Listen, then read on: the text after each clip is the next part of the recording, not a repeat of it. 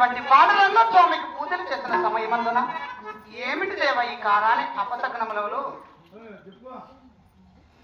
మరి పతివర్త రాంబాయి దేవి పాండురంగ స్వామికి పూజ చేసినటువంటి మంగళహారతి తట్ట సభలోకి వస్తున్నది.